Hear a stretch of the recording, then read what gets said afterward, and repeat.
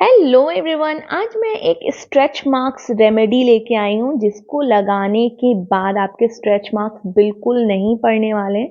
ये tried and tested kind of cream मैंने बनाई है, जो कि मैंने बहुत ज़्यादा रिसर्च किया था क्योंकि मुझे स्ट्रेच मार्क्स नहीं चाहिए थे। तो इसीलिए मैंने इसे बनाया। पहले मैंने इसे थोड़ा सा इस मंजस में ही बनाया था कि पता नहीं ये वर्क करेगा या नहीं करेगा, पर जब इसने बहुत ही अच्छे तरीके से अपना काम किया है फिर ही मैं आप लोगों के साथ शेयर करने के लिए आई हूँ कि मैंने इसे किस तरीके से बनाया है।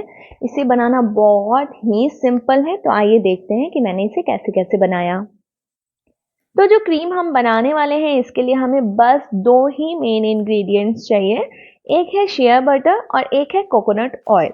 कोकोनट ऑयल आप कोई सी भी कंपनी का ले सकते हैं। मैंने cold press virgin coconut oil लिया है। तो इस कोकोनट ऑयल के बारे में हम बाद में बात करेंगे, पहले मैं आपसे शेयर बटर के बारे में बात करूंगी। तो मैंने जो शेयर बटर मंगाया है ये है ब्लिस ऑफ अर्थ का, और ये क्लेम करता है कि ये 100% प्योर ऑर्गेनिक है, रॉ है एंड अनरिफाइंड है, और मुझे भी ये बहुत पसंद आया। इससे पहले जब मैंने इसे मंगाया था तो एक्सपेरिमेंट में मंगाया था, बट बहुत सारी रिसर्च करने के बाद ही मंगाया था। उसके बाद मेरा एक्सपेरिमेंट भी सक्सेसफुल रहा, तो मैंने फिर से इसको मंगाया है। तो इसको आप केवल प्रेगनेंसी में ही नहीं बल्कि अलग अलग चीज़ों के लिए भी इसका फ़ायदा उठा सकते हैं। इसके बहुत सारे बेनिफिट्स हैं। इसको हेयर के लिए, क्रैक्ड हील्स के लिए, फेस के लिए end of course stretch marks के लिए तो ज़रूर से ही यूज़ कर सकते हैं। तो अब देख लेते हैं कि कोकोनट ऑयल मैंने कौन सा मंगाया और क्यों मंगाया। ये किसी डिसानो कंपनी का है जिसको मैं शायद सही से प्रोनाउंस नहीं कर पा रही हूँ, तो I am sorry for that. इसका रिव्यू बहुत ही बढ़िया था, इसीलिए मैंने इसे मंगाया। ये कोल्ड प्रेस्ड कोकोनट ऑयल है, वर्जिन है, 100% नेचुरल है, अनरिफाइंड है, नो मिनरल ऑयल है, 63% MCFA है, जिसका फुल फॉर्म मुझे पता है क्योंकि मैंने गूगल किया था। Medium chain fatty acid, but ये करता क्या है ये मुझे बिल्कुल नहीं पता है। जैसा कि मैंने बताया कि मैंने गूगल किया था, पर मुझे बिल्कुल नहीं समझ में आया कि वो क्या चीज़ है। और ये कोकोनट ऑयल हम कुकिंग, डाइटरी, स्किन और हेयर के लिए यूज़ कर सकते हैं बिंदास। तो मुझे ये सब अच्छा लगा, तो इसीलिए मैंने इस बार इसको मंगा लिया। तो अब हमें इन दोनों के साथ क्या करना है ये मैं आगे बताऊंगी, और फिर इन दोनों के किस फायदे के लिए मैंने इन दोनों को मंगाया ये भी बताऊंगी। तो मैंने डबल बॉयलर के लिए एक स्टील का बाउल लिया है जिसमें मैं गर्म पानी रखूंगी, और एक लिया है ग्लास का बाउल जिसमें मैं सिया बटर और कोकोनट ऑयल को डालकर मेल्ट करूंगी। और दोनों को नापने के लिए मैंने जस्ट एक मेजरिंग स्पून ले लिया है। आप किसी भी तरीके की कटोरी, चम्मच या करछुल का इस्तेमाल कर सकते हैं, feel free to do that. और अब हम इसको नापते हैं कि कैसे कैसे करना है। मेरे लिए शिया बटर और कोकोनट ऑयल के मिक्सचर ने बहुत ही बेहतरीन काम किया था, तो इसीलिए मैंने दोबारा भी इसी को चूज़ किया, इसी मिक्सचर को, कोकोनट ऑयल और शिया बटर को। आप चाहें तो शिया बटर के साथ उसको डाइल्यूट करने के लिए किसी और भी ऑयल का यूज़ कर सकते हैं, जो भी आपको पसंद हो या अच्छा लगता हो। तो मैंने कोकोनट ऑयल इसके बेनिफिट्स के लिए चूज़ किया है। पहले मैंने इसे नॉर्मली जो पैराशूट और ये सब का ऑयल आता है ना, निहार वगैरह का, मुझे जो मिल जाता था मैंने उसके साथ मिक्स करके बनाया। पर इस बार मैंने सोचा कि मैं ऑर्गेनिक कोकोनट ऑयल यूज़ करूँगी क्योंकि इसके गुडनेस भी बहुत हैं, जैसा कि हम आजकल देखते हैं, हमें इंटरनेट के थ्रू पता चलता है। तो जस्ट उसी लिए तो एक अच्छा कोकोनट ऑयल में anti fungal, antiviral and antibacterial properties भरपूर होती हैं, जो कि हेल्प करता है कोल्ड, फ्लू, अदर वायरसेस को प्रिवेंट करने में। तो इसको लेकर मैंने इसको एडिबल भी मंगाया, ताकि अगर आगे मुझे इसका यूज़ करना हो तो मैं बेझिझक कर सकूं। और हम इसे इसके मल्टीपर्पज़ गुणों के लिए ही तो जानते हैं, जैसे कि ये बहुत ही बढ़िया एक क्लिंजर है, मॉइस्चराइज़र है, हेयर कंडीशनर है, बॉडी लोशन है, आफ्टर सन लोशन भी है, रैश एंड स्ट्रेच लोशन भी है, और इसे कई अलग अलग तरीक़ों से यूज़ भी किया जा सकता है। और सिया बटर की बात करें तो ये स्किन को सूद और मॉइस्चराइज करता है। इसे टिपिकली मॉइस्चराइजिंग इफ़ेक्ट और इलास्टिसिटी बूस्ट करने के लिए ही यूज़ किया जाता है। मैंने जितनी भी रिसर्च करी है उसमें मुझे ये खास बात पता चली सिया बटर के बारे में। क्योंकि ये विटामिन ए से भरपूर होता है। तो जब हम शिया बटर लगाते हैं तो रैपिडली स्किन के अंदर तक जाता है और वो स्किन को हाइड्रेट करता है और सपल बनाता है। और स्किन में जो इचिंग हो जाती है, स्किन स्ट्रेच होने के कारण वो ऐसा नहीं होने देता है, क्योंकि वो स्किन को स्ट्रेच होने की जितनी ज़रूरत होती है वो उसको उतने स्ट्रेच होने के एबल बनाता है, उसकी इलास्टिसिटी उसको प्रोवाइड करता है। मैं अगर इसे अच्छे से नहीं समझा पा रही हूँ तो आई एम सॉरी, बट जब बेबी होने के कारण हमारा पेट बढ़ने लगता है तो इलास्टिसिटी की कमी के कारण ही स्किन खिंचता है और इचिंग होती है बहुत ज़्यादा, तो वो उस चीज़ को होने से स्किन को प्रिवेंट करता है। वो उतनी इलास्टिसिटी देता है स्किन के अंदर कि स्किन स्ट्रेच तो हो पर उसमें स्ट्रेच मार्क्स ना पड़े। तो अगर आपको समझ में आ गई हो मेरी बात तो अच्छी बात है। तो जस्ट इसी कारण से मैंने शिया बटर को इस बार थोड़ी ज़्यादा मात्रा में डाला है। तो आगे देखते हैं कैसे कैसे करना है। तो यहाँ मैंने जो भी नाप लिया था उससे भरकर 1 कप मैं शिया बटर डाल रही हूँ और आप देख ही रहे हैं कि कितनी मेहनत करनी पड़ रही है मुझे इसको डालने में। बहुत ज़्यादा बटरी और गुई सा है, चिपक रहा है बहुत ज़्यादा बर्तन में, हाथों में, बटर नाइफ में, सब चीज़ में चिपक गया है।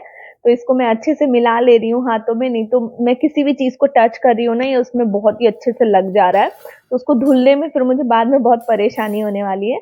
तो जस्ट इसका 1 कप मैंने लिया है और पहले इसको मैं डबल बॉयलर के थ्रू गर्म होने के लिए चढ़ा दूंगी ताकि वो पिघल जाए। और कोकोनट ऑयल तो ऑलरेडी पिघला हुआ ही है, तो इसमें मैं पानी डाल रही हूँ गरम। मैंने ऑलरेडी केटल के अंदर पानी गरम करके रखा हुआ था। यहाँ जब तक के लिए अब शिया बटर पिघल रहा है तब तक मैं कुछ और बातें बता लूँ आप लोगों से कि मैंने ये सोच के बेसिकली कोकोनट ऑयल और शिया बटर को मिक्स करने के लिए सोचा, क्योंकि शिया बटर स्किन के अंदर तक जाकर स्किन को मॉइस्चराइज करता है और coconut oil outer most surface पे रहकर लंबे समय के लिए स्किन को मॉइस्चराइज्ड रखता है और किसी भी तरीके का फंगल या बैक्टीरियल इन्फेक्शन होने से स्किन को प्रिवेंट करता है। क्योंकि जैसे जैसे स्किन फैलती है हमारी प्रेगनेंसी में, क्रैक्स भी आते होंगे, बहुत ही माइनर बट स्टिल स्किन फैलती है तो आते होंगे। और कोकोनट ऑयल एक लेयर बना के रखता है उस स्किन में जो भी रैश या क्रैक्स आते हैं उससे, बाहरी कोई भी धूल के कण या कोई भी गंदगी से स्किन को बचाता है ताकि किसी भी तरीके का फंगल या बैक्टीरियल इन्फेक्शन नहीं हो। ये मैं थोड़ा सा अपना लॉजिक लगा रही थी, तो इसलिए मैंने इस बार एक ऑर्गेनिक कोकोनट ऑयल यूज़ किया क्योंकि उसके बेनिफिट्स भी और ज़्यादा हैं। यहाँ पे मैं 2 कप कोकोनट ऑयल का ले रही हूँ, जो भी मैंने नाप रखा था शिया बटर के लिए उसी नाप से, और 1 कप शिया बटर का है। आई गेस पिछली बार जब मैंने बनाया था, काफ़ी साल बीत गए उसको, पिछली बार जब मैंने बनाया था तो मैंने 1 कप शिया बटर, जो भी पर्टिकुलर सा एक नाप लिया था मैंने, उसमें 4 कप यानी 1:4 के रेशियो में मैंने बनाया था।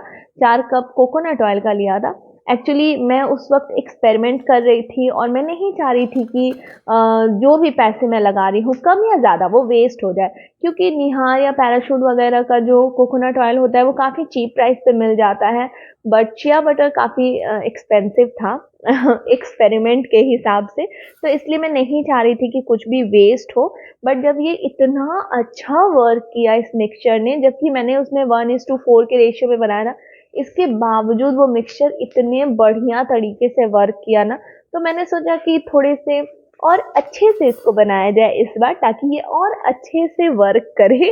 तो इसीलिए मैंने इस बार इसको 1:2 के रेशियो में बनाया है। तो अब इसको मैंने गैस पे चढ़ाया है। मैं नीचे अभी मुझे ऐसा डर लग रहा था कि ये कहीं कांच और स्टील का जो बाउल है वो एक दूसरे में सट रहा है, तो नीचे से गैस की डायरेक्ट फ्लेम पड़ रही है, तो एक तो मिक्सचर को भी हीट मिल रहा है और दूसरा कहीं शीशा क्रैक वैक ना कर जाए, इसीलिए मैं अब नीचे में इसके एक स्टैंड भी लगा दूंगी। वो जो हम कढ़ाई पे रख के और फिर केक वगैरह बेक करते हैं ना, ये वही स्टैंड है। तो इससे मुझे काफ़ी हेल्प मिली कि ये मुझे बार बार इसको पकड़ना नहीं पड़ रहा था और वो नीचे अच्छे से स्टेबल भी हो गया था, लुढ़क नहीं रहा था, तो मैं काफ़ी अच्छे से इस पर काम कर पा रही थी इसको पिघलाने के लिए। तो कोकोनट ऑयल तो ऑलरेडी पिघला हुआ है, बट शिया बटर को पिघलने में थोड़ा सा टाइम लग रहा है, तो वो जस्ट पिघल जाएगा, फिर हम आगे का प्रोसेस करते हैं। तो जब तक ये पिघल रहा है हम कुछ ज़रूरी बात कर लेते हैं।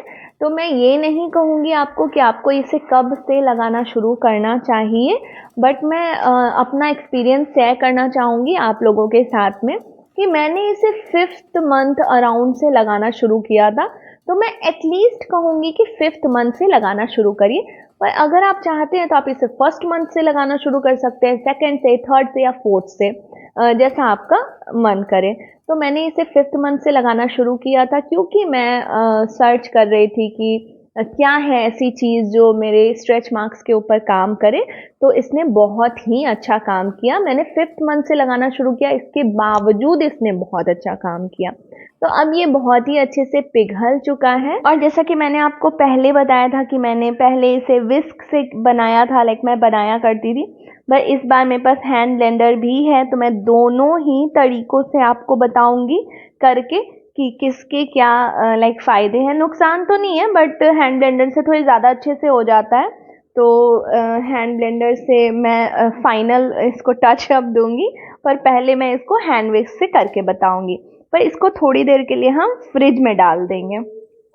इसको मैंने अब फ्रिज से निकाल लिया है। सॉरी, मैं टाइम नोट नहीं कर पाई कि मैंने इसे कितने देर के लिए रखा, क्योंकि मैं थोड़ी थोड़ी लाइक 5-5 मिनट पर जाकर देख ले रही थी कि ये कैसा जमा है, ताकि ये बहुत ज़्यादा जम नहीं जाए। और ये आप देख ही रहे हैं कि एकदम लाइक अच्छे से मिक्स हो जाने वाली कंसिस्टेंसी में है। तो इसको मैं विस्क से अभी अच्छे से विस्क करने की कोशिश कर रही हूँ, ताकि इसमें एयर भरे और ये थोड़ा सा फ्लफी हो जाए। पर ये अब चूंकि हैंड से मैं कर रही हूँ तो उतने अच्छे से नहीं हो पाएगा, बट स्टिल मैं इसको करने की कोशिश कर रही हूँ। अब इसको इतनी तेज़ी से विस्क करते करते मेरे हाथ दुख गए हैं। मीनवाइल मैं आपको ये भी बता दूं कि मैंने इसको स्टोर करने के लिए एक कंटेनर को अच्छे से वॉश करके भी रखा है। इसको मैंने अच्छे से एयर ड्राई किया है अभी, और मैंने ऐसा कंटेनर लिया है जिसका ओपनिंग बड़ा हो, ताकि मैं अपनी उंगलियां अच्छे से घुसा कर और ले पाऊँ जो भी क्रीम है, जितनी भी क्वांटिटी में मुझे चाहिए। और इसके ऊपर एक रबर काइंड ऑफ ढक्कन लगा हुआ है जिसको खोलना मेरे लिए ईजी हो जाएगा। तो ये अभी हो नहीं पा रहा है विस्क से। मैं अब इसको आपको इलेक्ट्रिक हैंड ब्लेंडर से करके दिखाऊंगी। पहले मैं ये सारा समेट लूँ, और आप वीडियो को एकदम लास्ट तक ज़रूर देखना, क्योंकि मैं बीच में ये भी बताऊंगी आपको कि आपको इसको किस समय लगाना है। ऐसे आपकी जब मर्जी आप लगाइए, पर आपको सबसे ज़्यादा फ़ायदा ये कब करेगा लगाने में, ये मैं आपको बताऊंगी। विस्क से सारा मिक्सचर समेट के मैंने रख लिया है, और मैं अभी जो इलेक्ट्रिक हैंड ब्लेंडर यूज़ करने जा रही हूँ वो है फिलिप्स का। मैं दोनों में से केवल एक ही रॉड अभी लगाऊंगी, क्योंकि मेरा बाउल छोटा है। तो अब हम फटाफट से रॉड को लगाकर और विस्क करने चलते हैं अपने मिक्सचर को। मैंने नीचे में एक किचन टॉवल भी लगाया है, ताकि जो भी क्रीम मैं बना रही हूँ वो उड़े तो किचन टॉवल के ऊपर ही रहे, इधर उधर ना जाए, चिप चिप चिक चिक ना हो। मैंने इसको 5 मिनट के लिए मिक्सचर को फ्रिज में वापस से रखा था, ताकि जो विस्क करने से गर्मी से पिघल गया है वो वापस से थोड़ा सा स्टिफ हो जाए। और देखिए ये कितने अच्छे से विस्क हो रहा है, इसमें फ्लफ आ रहा है, इसमें एयर भर रहा है, और यही हमें करना है। ये बहुत ज़्यादा इधर उधर लग गया था, तो मैं इसको थोड़ा सा अभी स्क्रैप करके और एक जगह कर लूँगी। उसके बाद मैं फिर से इसको इलेक्ट्रिक विस्क से चलाऊँगी। तो अब जब तक मैं ये सब प्रोसेस कर रही हूँ, मैं ये बता देती हूँ कि इसको लगाना किस समय है। लाइक मैं ऐसा करती थी, पर ज़रूरी नहीं है कि आप भी करें, आपकी जो मर्जी आप वैसा कर सकते हैं, ठीक है। पर जैसे मैं करती थी उससे आपको थोड़ा ज़्यादा फ़ायदा मिलेगा। तो इसको नहाने के जस्ट बाद, जब स्किन हमारी सॉफ्ट रहती है, उसमें थोड़ा मॉइस्चर रहता है, नम रहती है स्किन, तब आपको ये मिक्सचर अच्छे से अप्लाई करना है, लाइक एक अच्छी क्वांटिटी में, ताकि आपको लगे कि हाँ आपने कुछ लगाया हुआ है अच्छी तरीके से। और जो भी एरिया आपको लगता है कि स्ट्रेच होने से स्ट्रेच मार्क्स आ सकते हैं, लाइक बेली पर तो आपको लगाना ही है, साथ में अगर आपको लगता है कि मेरा बैक का स्किन स्ट्रेच हो रहा है, थाइज स्ट्रेच हो रहा है, तो आपको जहाँ जहाँ लगता है वैसा आप बॉडी में अच्छे से उसको लगा लीजिए। और लगाने के बाद जब आप कोई भी कपड़ा पहनते हैं तो क्या होता है कि कपड़े पे वो ऑयली ऑयली सा लगता है, तो उसके लिए आप कुछ स्पेगेटी टॉप्स रखिए जो कि आप रेगुलरली चेंज करके, लाइक 3-4 टॉप्स में इजीली आपका कट जाएगा समय। आप वो पहनकर और उसके बाद आप कपड़े डालेंगे तो ऑब्वियसली स्पेगेटी टॉप पे पहले लगेगा ऑयलीनेस, उसके बाद आपके कपड़े तक जाने के चांसेस है। तो ये बहुत ही एक बेनिफिशियल टाइम है उसको लगाने के लिए, क्योंकि उस तरह से स्किन में बहुत ही ज़्यादा अच्छे से एब्जॉर्ब हो जाता है जो भी मिक्सचर हम लगा रहे हैं। और वो कल तक जब तक आप उसको लगाएंगे नहीं, तब मतलब दोबारा से जब आप उसको यूज़ करने का समय आएगा तब तक के लिए आपकी स्किन एकदम मॉइस्चराइज रहेगी और बहुत अच्छे से सपल भी रहेगी। मीनवाइल हमारा मिक्सचर भी बन के रेडी हो गया है और आप देख रहे हैं कि ये कितना ज़्यादा फ्लफी और एयरी बना है। मैंने आप लोगों को दिखाने के लिए ही इस पे इतनी मेहनत की है, इसको विस्क से इलेक्ट्रिक विस्क से बनाया, वैसे नहीं तो मैं इसको हैंड ब्लेंडर से ही थोड़ा सा ब्लेंड कर कर और वैसे रख लेती, क्योंकि अभी एकदम स्टार्टिंग की हल्की हल्की सी ठंड है जिसमें स्वेटर भी नहीं पहनते हम, तो उसमें क्या होता है ना, ये गर्मी से पिघलने लग जाती है और ये पिघल के वापस से थोड़ा सा लिक्विडी काइंड ऑफ हो जाएगी, तो इतना मेहनत करने का कोई फ़ायदा था नहीं, क्योंकि अभी ठंडी आई नहीं है बट जल्द ही आने वाली है। तो जैसे जैसे ठंडी आएगी ये वैसे वैसे जमता चला जाएगा और जैसा आप बनाएंगे ये वैसा ही रहेगा। बट इसको लगाना मुश्किल नहीं होगा, बट जैसे नारियल तेल थोड़ा जम जाता है ना, जस्ट उसी तरीके का ये थोड़ा सा जमता चला जाएगा। मैं इसके सेकंड बैच की एक क्लिप डालूंगी जिसमें आपको थोड़े से वो जो लिक्विडी सा हो जाता है उसका आइडिया लगेगा, और फिर मैं एक थर्ड बैच की भी क्लिप डालूंगी जिसको मैंने बहुत ही अच्छे से विस्क किया है इलेक्ट्रिक विस्क से, और वो वैसा ही स्टिफ है क्योंकि ठंड अब आ चुकी है। और ये मैंने वीडियो डालने में इतनी देरी इसलिए की ताकि मैं उसके जो बैचेस का कंसिस्टेंसी है वो आप लोगों को दिखा पाऊँ कि ये किस मौसम में किस तरह का पिघला हुआ या जमा हुआ रहता है। तो ये हमारा फाइनली बन के रेडी हो गया है। इस मिक्सचर को कंटेनर में डालने से पहले मैंने एक बार कंटेनर को अच्छे से हेयर ड्रायर से भी हेल्प से सुखा लिया था, इसके ढक्कन को और इस कंटेनर को, ताकि कोई भी मॉइस्चर हो इसके अंदर तो वो ना रहे और इस क्रीम के ख़राब होने के चांसेस भी नहीं रहे, क्योंकि इसमें कोई प्रिजर्वेटिव वगैरह तो है नहीं, मैंने इसको जस्ट ऐसे ही बनाया है। तो मैं इसके ब्लेंडर के रॉड से भी सारा निकाल निकाल के रख ले रही हूँ। ये अभी इतना नरम है कि जस्ट मेरे हाथों में लग कर ही ये पिघल जा रहा है हाथों की गर्मी से। तो ये हमारा मिक्सचर एकदम रेडी हो चुका है यूज़ करने के लिए। ट्रांसपेरेंट कंटेनर है तो देख सकते हैं कि कितना फ्लफी और क्रीमी सा बन के रेडी हुआ है। मैंने जस्ट इसको उंगलियों पे लिया ही है और ये हाथों की गर्मी से एकदम पिघल कर फैल गया है। मैं इसको हाथों पे लगाकर आपको दिखा रही हूँ अच्छे से, ताकि आपको ये अंदाज़ा लगे कि कितने अच्छे से घुल के एब्जॉर्ब भी हो जाता है हाथों के ऊपर। थोड़ा सा ऑयलीनेस दिख रहा है बट ये बिल्कुल भी ऐसे चिपचिप नहीं लगेगा अगर आप इसको अच्छे से मिला लेंगे तो।